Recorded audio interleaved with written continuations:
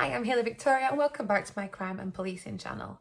In today's session we're going back in time again to Victorian Britain and one of the most prolific criminal cases in British history. We are looking at the terrifying case of the Black Widow. And I don't mean this kind of Black Widow, or this Black Widow, or even this.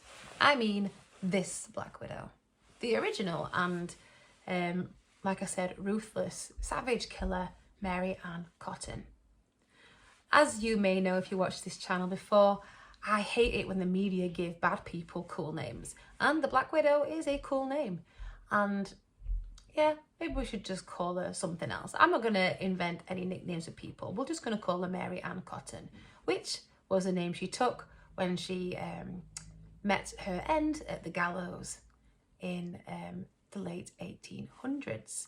What we are going to do is have a look through this case and see why, how, and all the other questions that might arise within this case. Please mention things in the comments below that you want me to cover and anything you find interesting about this video. Maybe you've got some facts I don't. So, Mary Ann Cotton was born Mary Ann Robson in October in 1832. According to the internet, she was born on Halloween, but I don't know if that's her actual birth date or if that's just what has become her birthday over time, because she truly was horrifying. In fact, after her conviction and execution, children were singing songs about her. In fact, they still sing songs about her in the Northeast now because she is that notorious. And the scary thing is, a lot of those nursery rhymes that happen in schoolyards come from real events. And the crimes of Mary Ann Cotton were very real indeed. So Mary Ann Cotton was born Mary Ann Robson to a fairly unremarkable background. So her mother, her father, herself. She had a sister Margaret who passed away in infancy and a brother Robert. So everything was kind of hunky-dory for a while. Her mum was a housewife, her dad was a miner, and she was apparently a well-turned-out child at school. She dressed well, she had good manners and fairly intelligent. She was pretty. She was kind of like a model child for the Victorian era in the working classes. At the age of 10, Mary Ann lost her father. So he had an accident at work and fell down a mine shaft and passed away. And this event could have been the turning point for Mary Ann. So her father passed away when she was 10 years old. And in those days, you wouldn't keep the house or anything like that because they were owned by the mines. And they were to house the colliery workers and the miners at the time. So Mary Ann's mum found herself threatened with being homeless with her children. And back in the Victorian period, the place you'd go would be the workhouses. Now, workhouses were dismal, like even more dismal than working class Britain at the time, which was dismal. And the workhouses were a horrendous place to be. You wouldn't do it now. They were torturous. They were cold, damp, food was awful. It's like I'm doing a TripAdvisor review. You were really badly treated, and you were paid to work there by your lodgings. So you'd find if you were homeless or vulnerable or you committed some petty crimes, you'd be sent to the workhouses. And perhaps life on the streets would have been a bit better than being taken to a workhouse. So they managed to avoid that, however, because Mary Ann's mum remarried quite quickly to a gentleman called George Stott. Now, that's not uncommon either in the Victorian times. So there was a balance where men needed women because they did all the domestic stuff, looked after the children and the houses. And women needed men because they didn't work, so they needed the money. And a lot of death was rife. The mortality rate in Britain was shocking. And especially in the Industrial Revolution up in the north where all the industries were happening. Diseases were rife, so tuberculosis, cholera, lots of things were impacting on mortality in the United Kingdom. At 16, Mary Ann left home. She didn't really get on with her stepdad. She left home because she wanted to leave this lifestyle behind. She didn't want to be a working class person anymore in Britain. She wanted a bit more for herself. She saw herself as being slightly high caliber than what she was used to. She got a job as a nurse at a wealthy person's house looking after their children. And that was Edward Potter. Edward Potter had a number of children and employed Mary Ann Robson to look after them. And she did, about 3 years, until they sent them off to boarding school. After which Mary Ann returned home, where she began her career or training as a dressmaker. It's been said that at that time, experiencing those children might have kind of turned her off children, like she thought they were horrendous or whatever. But I don't know if you can really say that she didn't like children. Perhaps she just saw a way to get rid of them and make a bit of money. What she did see, however, at that residence was opulence and opportunity, and that this is what I could have. I don't have to be living on bread and dripping. I don't have to be in a cramped up house with all these people. I could have this. Why haven't I got this? And maybe that's what she set out to get. Mary Ann married in 1852 when she was 20 years old to William Mowbray, and that's when she became Mary Ann Mowbray. I'm not entirely sure about their relationship dynamics at first, but what I do know is that they had a lot of kids together and only one survived. So they had quite a few kids, like I said, and after the first few died, she convinced William to get life insurance because, you know, how would she cope? I've been through all this horrendous destitution time when my father died. I'd hate that for our kids, William. So he got life insurance, and not long after he died, he succumbed to illness and he passed away, as did another one of their kids, leaving her with only one child, and she moved back to live with her mom. The cause of death for William was gastric fever, which is uncanny really. So the symptoms of gastric fever and cholera were identical to the symptoms of arsenic poisoning. Isn't that unusual?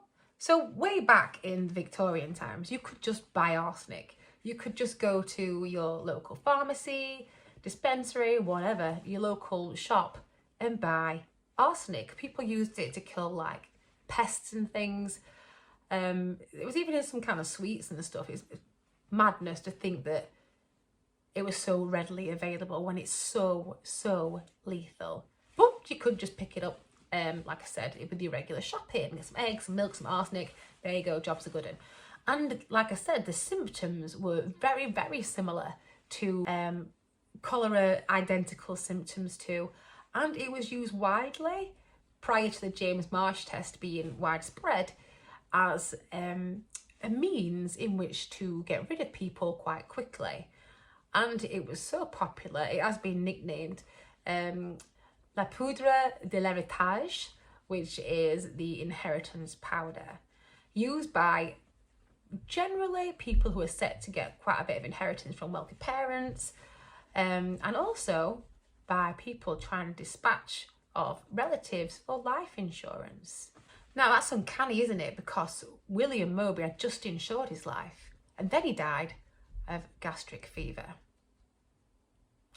Crazy. She managed to get £35 from the insurance money. You might be thinking, what is that, 35 quid? Can't even get a rounding for that these days. But back in Victorian Britain, £35 was a lot of money. That was big bucks. That's like half an annual salary for people. And she was like, nice. I've got loads of money. Don't have to deal with him anymore. I've only got one child left because the rest had died. Sounds good. She left her daughter Isabella with her mother. So for a few short years, Isabella had got a little bit of sanctuary. When she left her child with her mother, she then met another guy. Congratulations. And she met and married George Ward. Just before she met and married George Ward, she started an extramarital relationship with another guy, as in he was already married and she was the other person. And this guy she was said to be kind of actually besotted with. And that's Joseph Nattrass.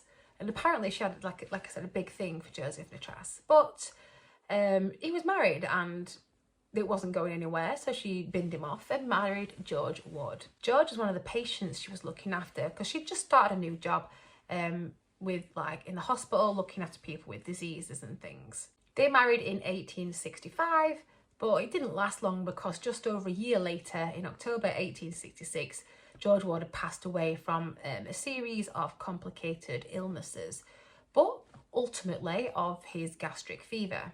He'd got like paralysis, intestinal problems. His death certificate said cholera and typhoid. So yeah, unusual. It's the symptoms are so, they remind me of something else, like her ex-husband and all those children.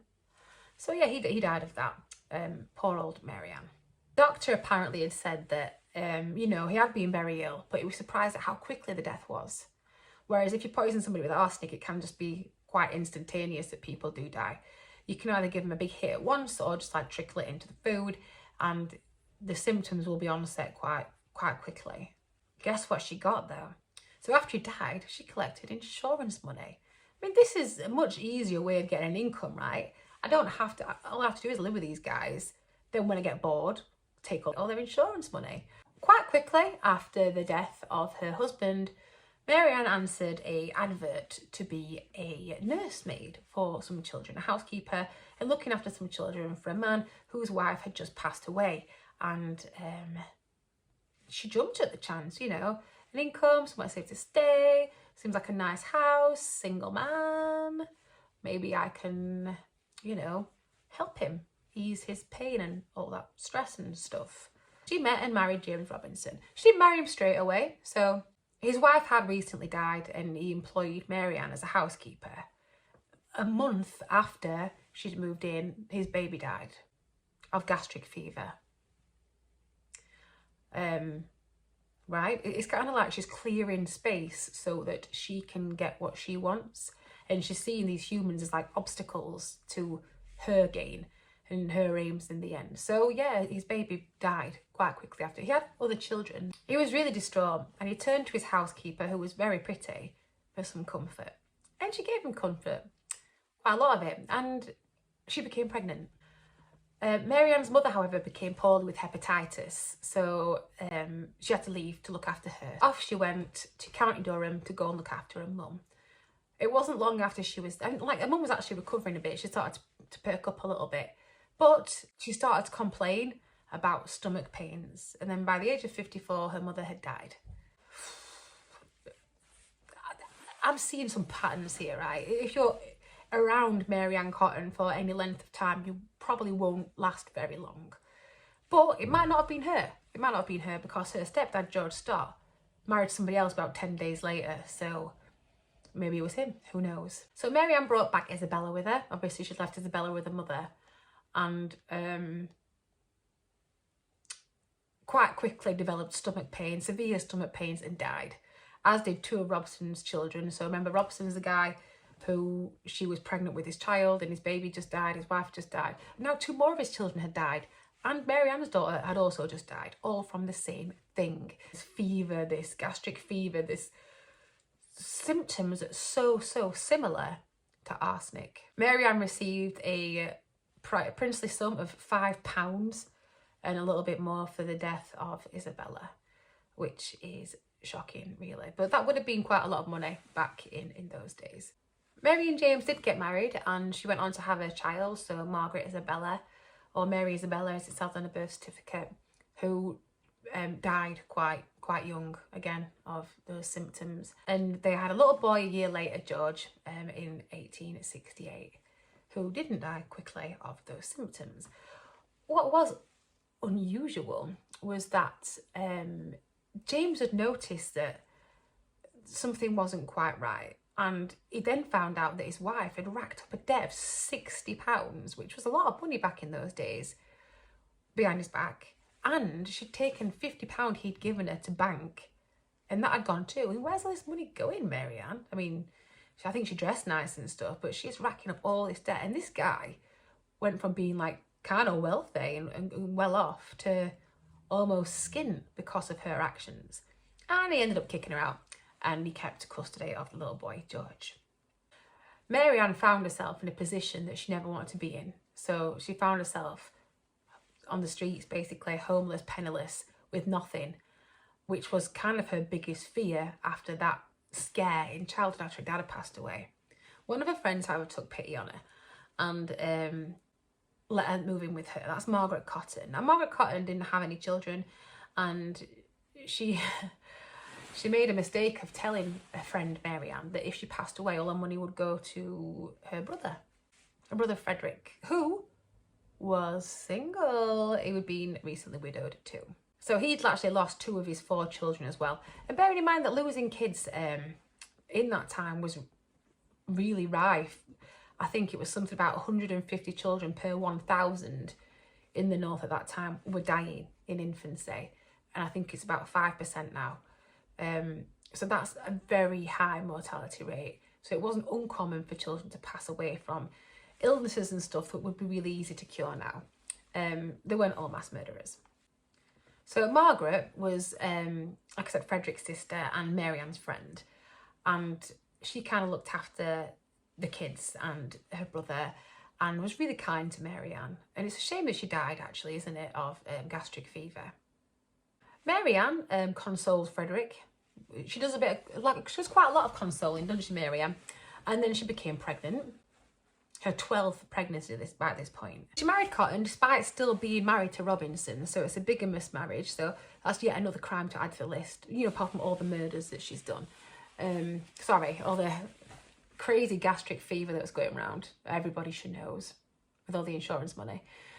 So, yeah, she marries Cotton and has a child, so it's a 12th pregnancy, remember, that we know about, and calls him Robert, the little boy. And so she's got his 2 children and her child now, who she's looking after. She did figure out that guy that she had a massive crush on before, that Natras was living quite close by, and struck up an affair with him. You know, she was besotted with him, remember. Not long after, Cotton died of gastric fever. So here she was with 3 children, and she was single again. So after her husband Frederick had died, and Mary had all these children, she moved in Natras as a lodger, you know, to help with finances and stuff. And that's what you do, right? You club together in times like this. And obviously they struck up their romance. She went and got a job at a hospital for smallpox, and she met a man there who also called him John Quickmanning or Richard Quickman. Anyway, there was another guy who was quite well off, and she struck up a relationship with him. I think she saw an opportunity to get quite a lot of money from this guy. The only problem was, right, that she got this lodger and 3 kids, and no wealthy merchant man is going to want to take on a woman with all this responsibility, right? So what she had to do was, again, clear the decks and make sure that she was free and single and ready to go and have this other life. So coincidentally, Frederick Jr. and her son Robert passed away.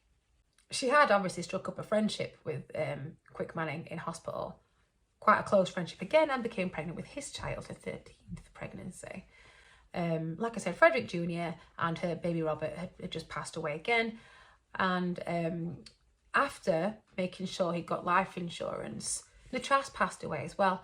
This gastric fever is really rife, isn't it, around Mary? So they passed away, leaving just Mary Ann and Charles. She'd not yet cashed in the life insurance for Charles Cotton. Not yet, anyway.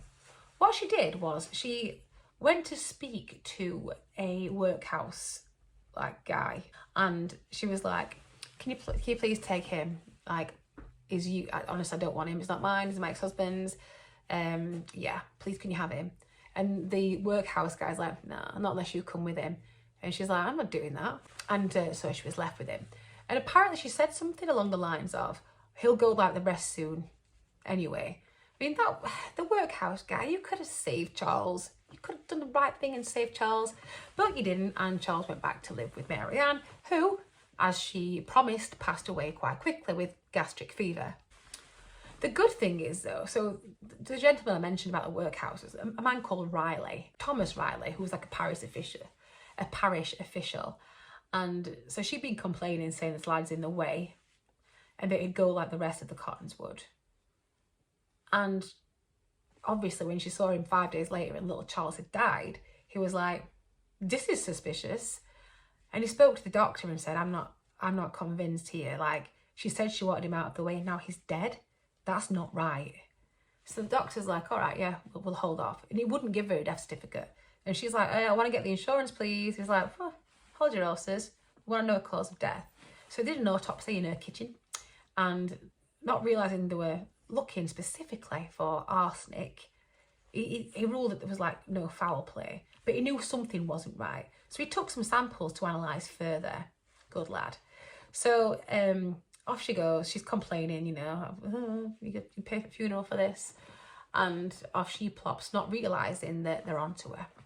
And they conduct some investigations, some tests on the stomach lining of Charles, little Charles Cotton. And this is where it all comes undone. They find traces of arsenic inside Charles's body. Oh dear.